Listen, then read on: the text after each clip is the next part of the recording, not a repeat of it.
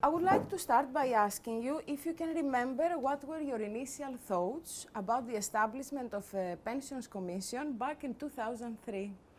The establishment of the Pensions Commission was very welcome.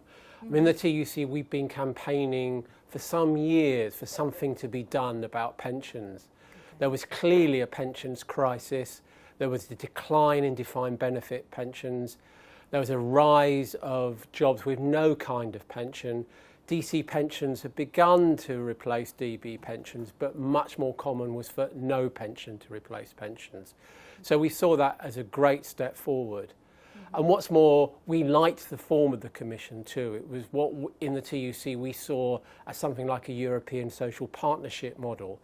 There were 3 experts, one from an employer organisation, one from a union, and an independent academic expert. So it was very much the kind of policy initiative that we were able to give a very warm welcome to.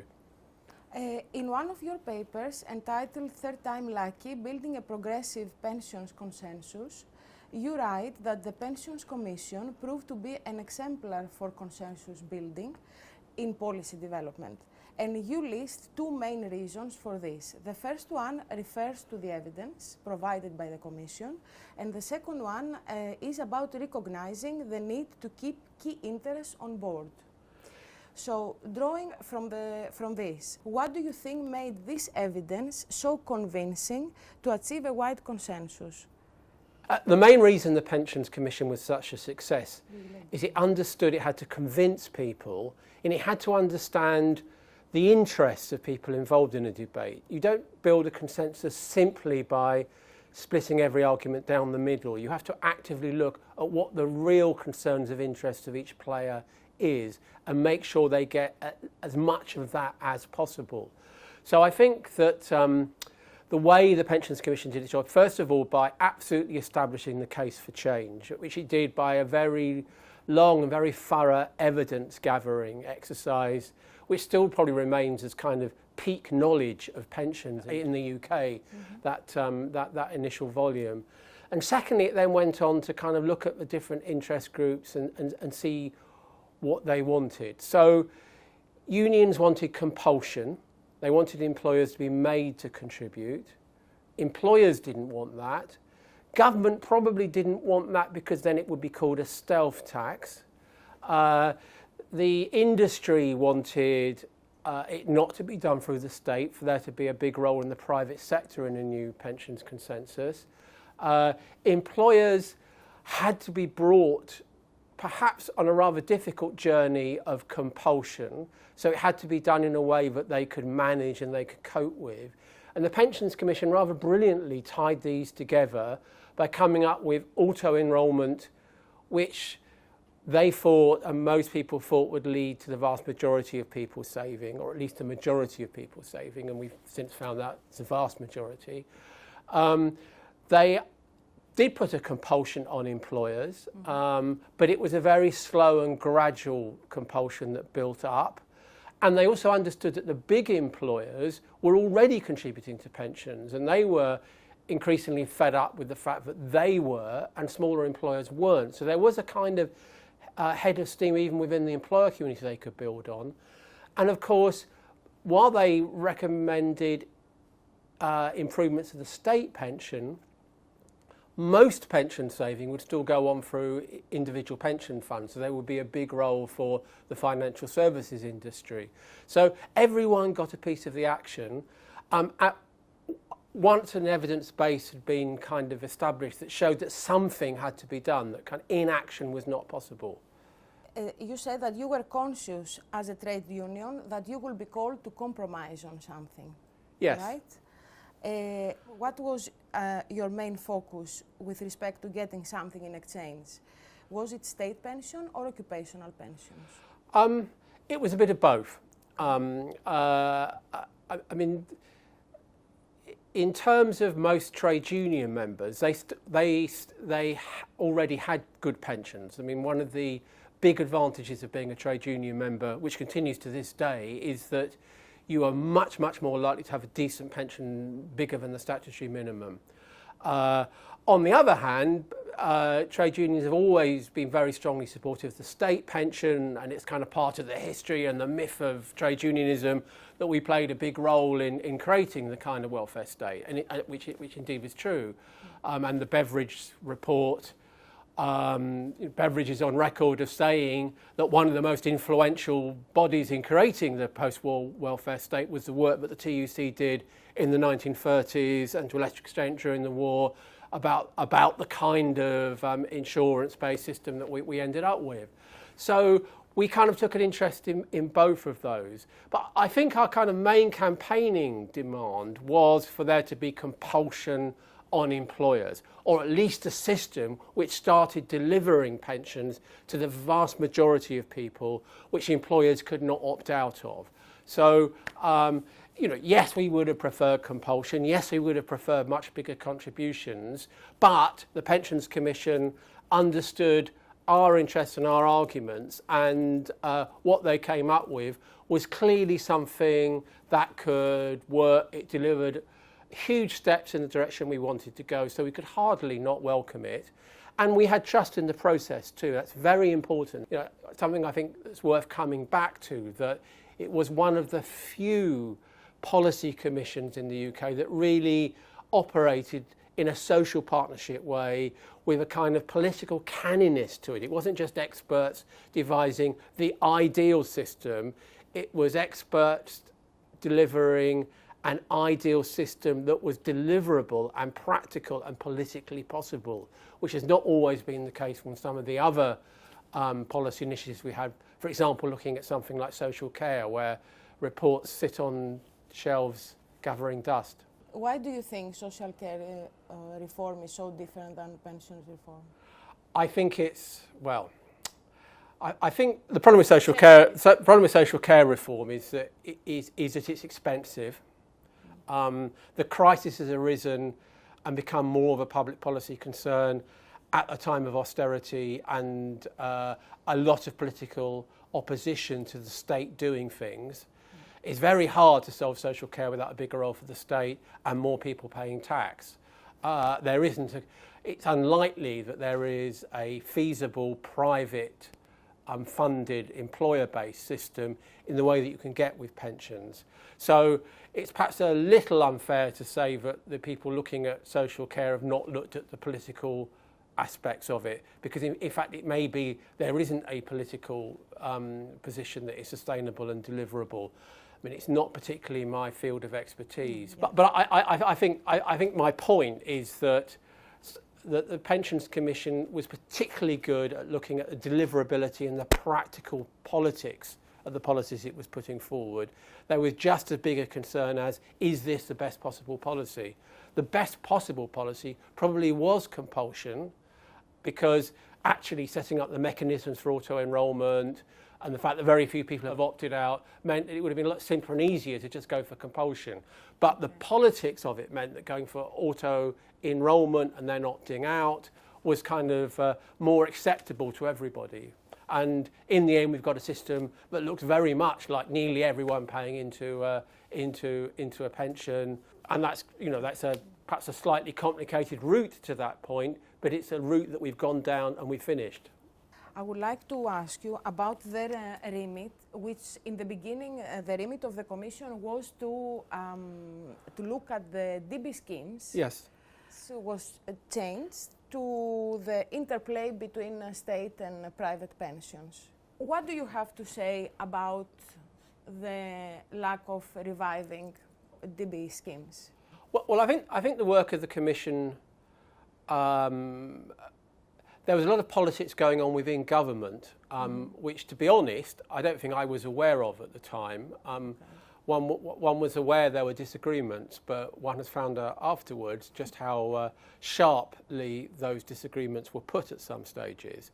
I think we also, recognised that DB pensions were a separate and rather technical issue, and that getting a big solution for DC pensions, a state pension, would be actually a huge achievement. So yes, if there was a set of practical policies that the Commission had to come up with which would have, quote, saved defined benefit pensions, unquote, that would have been fantastic, but there probably wasn't.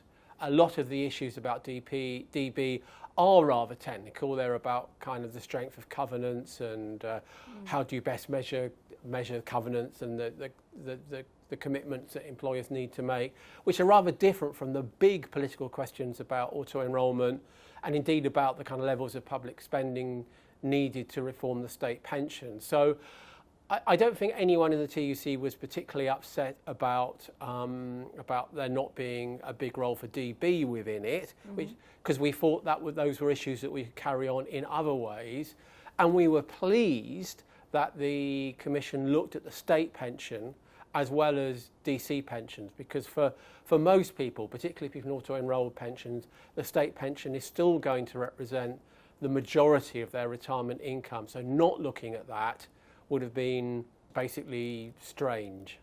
Did you think that, given that the employers were reluctant to maintain the DB schemes, this contributed in a way to say we prefer a more holistic approach rather than focusing on the DB schemes?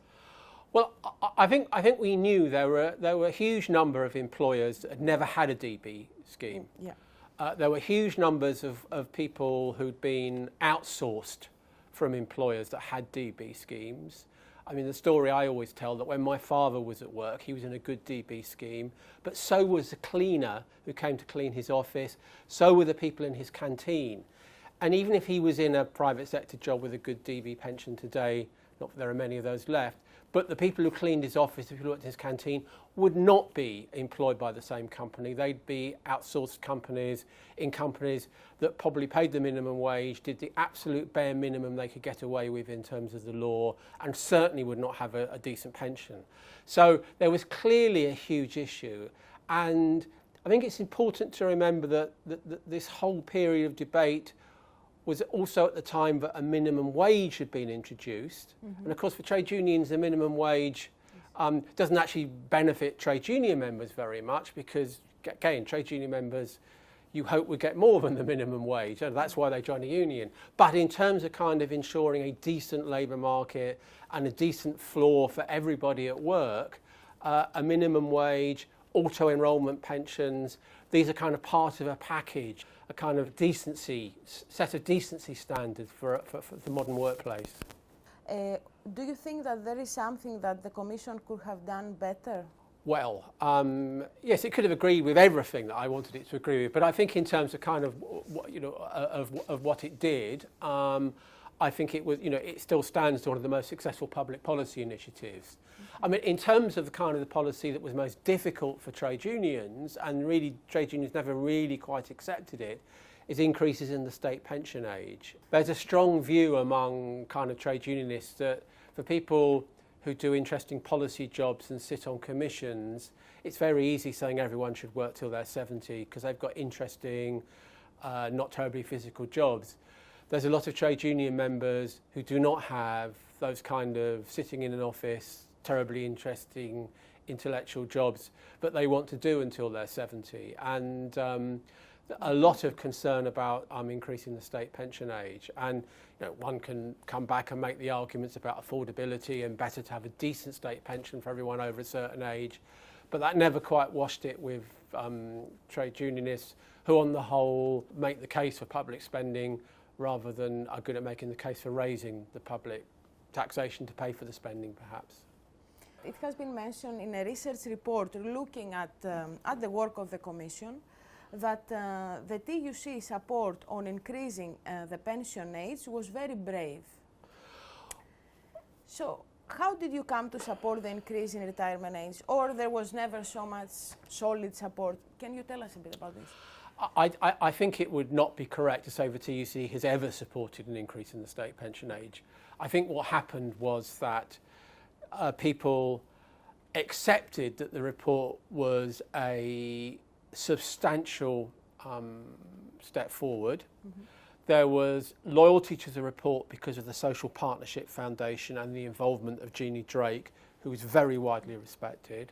So I think what you could say perhaps was the TUC was brave not to attack the whole Pensions Commission report because it disagreed with the state pension age, but it would not be fair to say that it welcomed it. It is still a difficult issue for trade unions today, and I suppose the kind of state pension age debate in recent years has been dominated about the rapid increase in the women's state pension age, which was not recommended by the Pensions Commission. So the underlying issue has gone from kind of public political consciousness compared to that issue.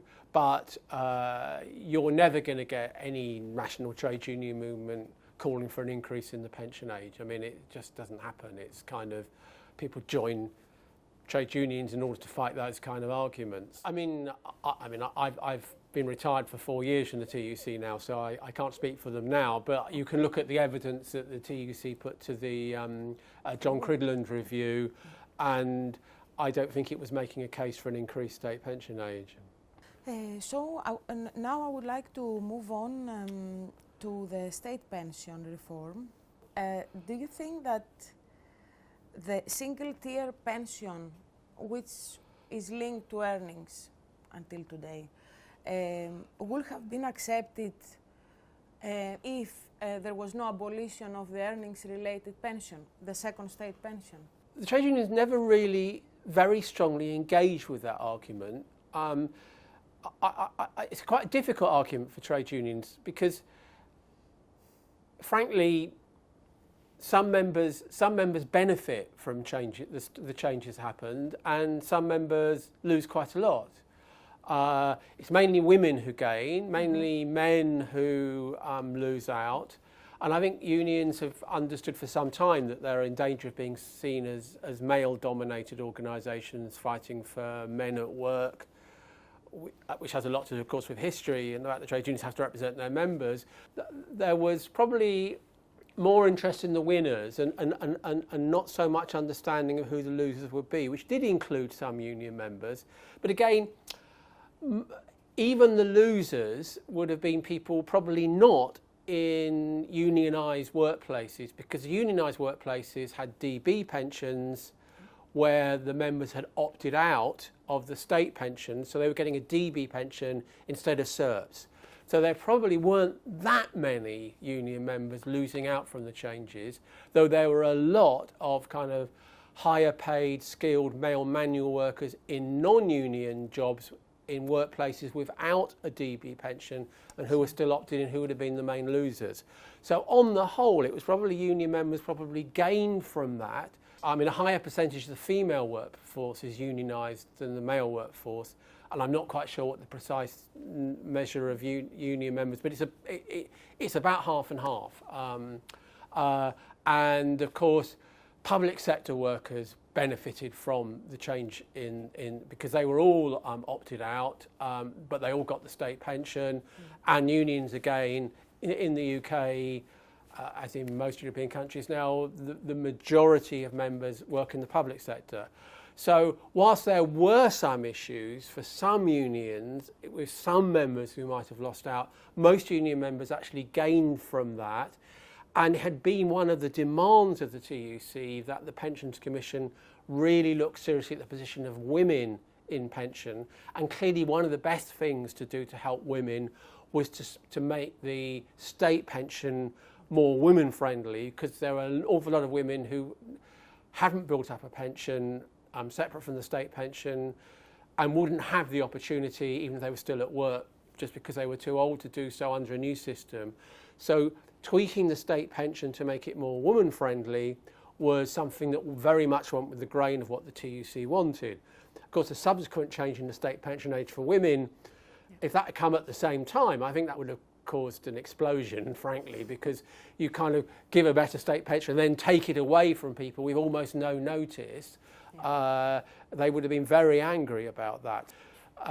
But the issue had been settled about the Pensions Commission reforms by the time a subsequent government came along and attacked women's state pension age in such a rapid way in which people could not make plans for it, and took an awful lot of them by surprise and made them very angry. But ideologically, if you like, or institutionally, the fact that anymore the UK state will not provide any option of a top-up state pension, what about this? I don't think that was really an issue for people. It's not something I remember people really talking about. I mean, for pensions academics, that's a really interesting question. And for people interested in pensions, I don't mean that in any kind of disparaging sense.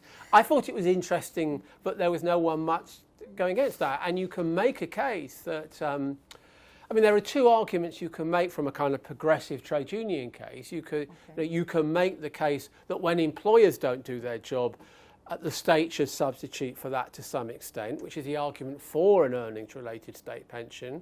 Or you can make the case that the state should target its resources in the way that benefits the low-paid the most. And I think probably the fact that the changes were pro-women, they were pro the low-paid, they were making the state pension better for people. To the extent that people were aware of that argument, I think they were prepared to go with that argument. Though historically, unions were very keen on the state providing that because it bolstered DB pensions as well in a way, because if the state was having to pay for it, it encouraged the state to make sure DB pensions were being properly run and paid for. I mean, historically, it's a big shift in the way that unions think about these things, but I don't think anyone kind of at the time thought it was a big shift or that it was very controversial. There are plans to scrap the triple lock. Yes. So what does this say for the consensus that has been built so far? I think that will be. I think that will be unpopular. I think unions will oppose that. Yeah. Whether it's ever politically feasible, because a lot of people vote who are older, so. It's one of those arguments that that is made by people who don't understand how politics works, I think. I think we would have to have, there would have to be some kind of economic crisis of some kind in which allowed a government to make very dramatic measures and in the way that the state pension increase was, age increase was done in the wake of the 2008 crash, for something as big as that. My guess is that it's the kind of thing that particularly think tanks on the right who want to shrink the state and whose mission in life is shrinking the state and reducing taxation will always see as a really good policy because it potentially saves a huge amount of money. But I think practical politicians might think that that's not a very good policy with which to fight an election. And now about the automatic enrollment, I would like to make a more general question about the transfer of behavioral insights into policy. I think the kind of insights we get from behavioural economics, there are some interesting sort of philosophical questions, but I always start from the position, is it's the public sector and the policy community that has got on board with these approaches about a century after every commercial company in the world has understood that the best way to sell people is to think about people's psychology, do inertia selling if you possibly can. Why do people buy things which are 99p more likely than they are buy things that are £1? It's because they think they're cheaper when it's not a real difference. So in some sense, it's only public policy doing what private companies and voluntary organisations and charities perhaps have done for years and years and years. So I think kind of the idea of getting people to opt out of pensions, I don't think anyone in the trade union movement, I don't hear anyone particularly opposing that. I suppose kind of unions tend to be communitarian rather than libertarian in their approach to things, and this didn't seem a particular imposition on anyone's freedom, particularly as we started off wanting compulsion. So it would be quite hard to do that. I mean, I think there are some issues about using psychology to do things, and I think there are much wider questions now about how they've been embraced in politics and the use of data and the way that particular populist parties are campaigning, and some really difficult philosophical questions. But fortunately, we don't have to worry about those in the pensions community. As a trade union, you would prefer the compulsion to be mandatory? Well, I think we always saw the Australian system as one that had good lessons, but I mean, the Australian system clearly has attractions to unions because it's compulsory, and it's the employer who puts all the money in. And of course, economic argument will tell you that it still, it results in reduced wages. And of course, the Australian trade union movement signed up to wage restraint as part of the introduction of compulsory superannuation. But psychologically, it looked like the employer paying. So that had a particular attraction for unions. I think there's also probably a realisation that the culture of Australia made that kind of system more politically feasible in Australia rather than in Britain. But if we'd been offered the Australian system, we'd have taken it. Why is not politically feasible in the UK? Because employers would have objected to it, and employers were much stronger in policy arguments with a new Labour government than perhaps the Australian employers have been with an Australian Labour Party government. And Australia is a more unionised country, or was then. I don't know what the more recent figures are. I mean, that's what we campaigned for. That was our initial starting position, was something like the Australian system. But I think when we got auto-enrolment, we got the changes in many other ways, we recognised that what was the compromise that the unions made, what was the policy bargain. It was having auto-enrolment rather than compulsion, and having contributions that at least started rather lower than the 12 to 15% in total that we would have wanted. So that was kind of, we recognised. But then unions do negotiate. I mean, kind of, unions are often sometimes seen in public policy terms as very kind of absolutist. They want this, they want that. But of course, when unions are dealing with employers, they negotiate. They try to get the most they can. And if they've got everything they've asked for, they generally think they haven't asked for enough. So it's a kind of, unions can cope with kind of not getting everything they want, as long as what they've got is a significant step towards what they want and significantly better than what went before. And clearly auto-enrolment and the result of the Pensions Commission tick those boxes easily. How the TUC saw the establishment of NEST, or the National Pension Savings Scheme at that time, was it taken as an alternative to the impossibility of having DB occupational schemes? The TUC welcomed the establishment of NEST. I think for this one particular big reason is that we didn't trust the financial services companies. They had been, the whole stage of Pensions Commission was reporting, stories are coming every day about pensions mis-selling, about pensions companies mis-selling DC pensions to people in good DB schemes. Horrendous stories about nurses being persuaded to opt out of the National Health Service pension scheme, which is,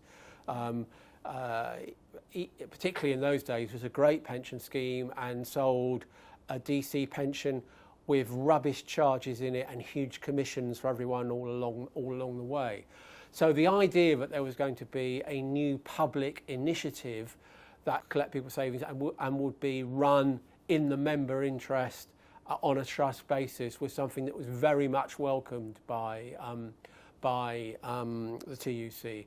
And indeed, after the Pensions Commission reported, I think kind of the big battle in Whitehall about implementation was whether NEST would go ahead, or something like NEST would go ahead, or whether you would have some kind of system where you had some kind of perhaps carousel system for private pension companies. And we were absolutely opposed to that. So why you rejected?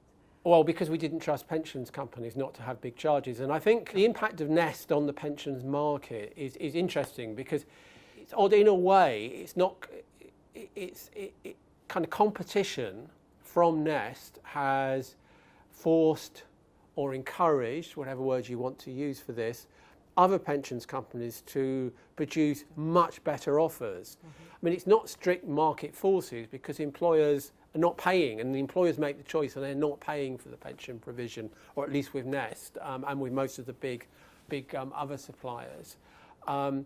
But the sheer existence of Nest has just set a standard. If Nest can do this, so Pensions Company X should do something similar. Pensions Company Y should do something similar. So it's actually the kind of the existence of Nest and the way it has done its business, the way it has thought about its default funds and put a lot of creativity and innovation into that, has kind of forced the industry to clean up its act and become much better.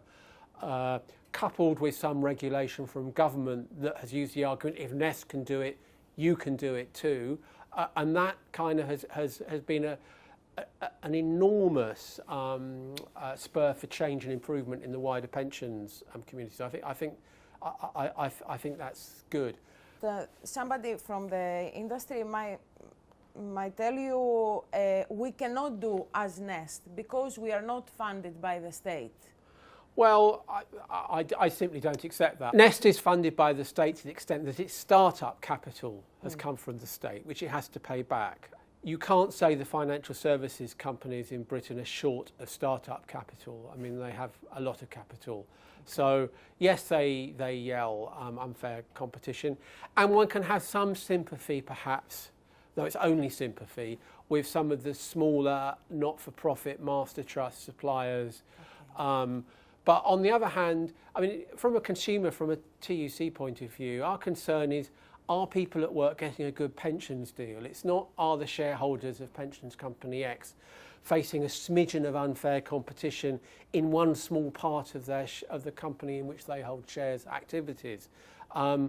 We would always choose the people at work. And one can see that there are big financial services companies providing pretty good auto-enrolment products to employers large and small. So the idea that Nest has driven anyone out of business, other than perhaps some very small organisations that didn't have the economies of scale to begin with, is wrong. I mean, you can argue that actually the real problem is that Nest has this unfair competitive burden in its public service obligation to take on Britain's tiny employers, some of whom really hate having to do auto-enrolment, and many of whom perhaps aren't very good at it because they're very good at selling widgets, but they're not actually very good at the personnel, HR and payroll functions because it's just not why they set up the business. So, you can argue that argument both ways, and I think has the pension system in Britain improved due to auto-enrolment and the establishment of Nest? The only question to that has to be, yes, it has. Have there been any victims in that? Well, I don't think there really have been. And even if there have been, that would probably be a price worth paying for what we now have, which is a pension system which is seen throughout the world as something that works quite well at a time when almost nothing in the United Kingdom is seen as an example for any other country. Perhaps this is one that still remains that. Why there was no proposal to introduce some pension guarantees through Nest? Was it also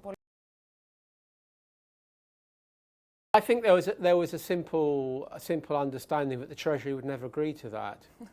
And although I think the extent of the arguments between the Treasury and Downing Street about the establishment pension commission, we didn't know those at the time.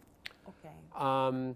There was also an understanding that the Treasury was always the roadblock to progressive reform, and that in many ways, when I started off talking about the kind of the players in the pensions debate, the interest of the employers, the interest of the industry, the interest of unions, perhaps the biggest one of all those is the interest of the Treasury, which I'm not quite sure is the same as the interest of the public policy as a whole, and getting the Treasury to support policies which they really didn't like in many ways because they had public spending implications.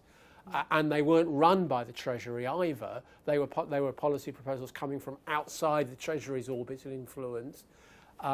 Is always a problem with any government. Perhaps was a particular problem with the with the relationships within the Labour government at the time, I think there was a kind of realisation that that was just an unrealisable demand. Okay. So the disagreements that you mentioned in the beginning that you didn't know back then? I mean, one could pick up a certain tension, but... That's one of the central ones. Yes, but one didn't realise, well, one has read accounts after the event of kind of rather strong words being said and big arguments being had, and kind of something rather different from the route.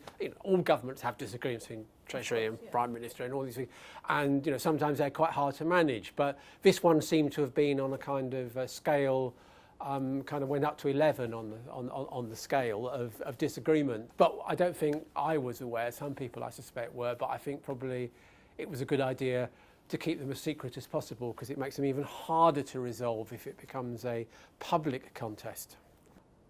How do you see its position for the people, especially for the low middle income? Well, I think Nest is doing a fantastic job as a savings scheme. I mean, kind of it's from a kind of consumer worker champion point of view, it's doing what it ought to do. It's producing extremely imaginative savings products at a reasonably low charge.